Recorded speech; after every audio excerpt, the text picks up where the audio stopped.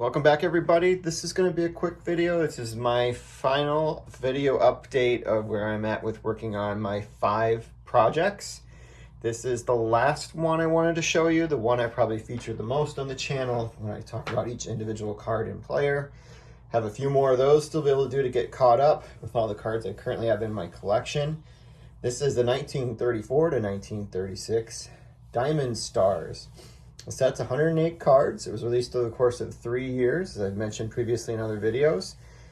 There was a Series 1 in 34, Series 2 in 35, and Series 3 in 36. Many of these players do have a release every year, or at least 2 of the 3 years, which makes a master set closer to about 200 cards.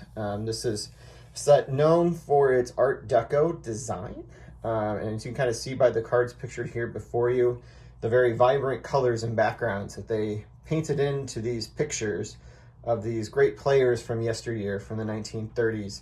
So let's kind of just walk you through what I have so far. I have just about a fifth of the set now, and this is something I've been able to put together in earnest probably since about November of last year. So this is about the 6-month update.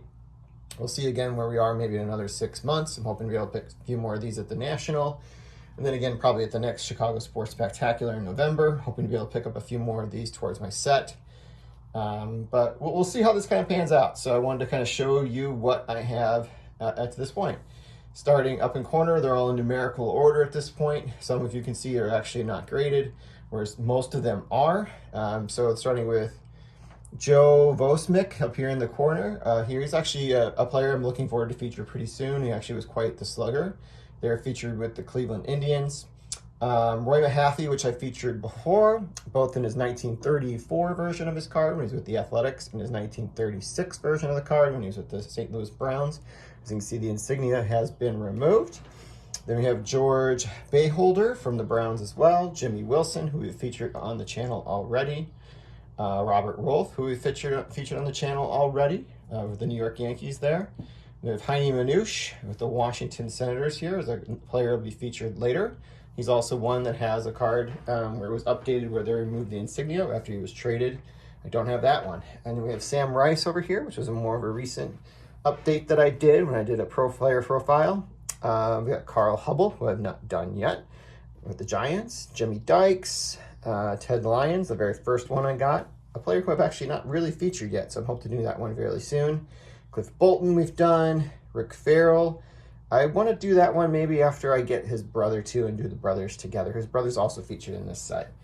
Gus Shore, Cy Blanton, Jimmy Bottingley, Hall of Famer for the Cardinals, Billy Werber, who I've mentioned a few times, and I'm reading passages from his book, most specifically in the most recent one I did with Zeke Banura. There was actually a passage that was written by Billy Werber that I featured on for him.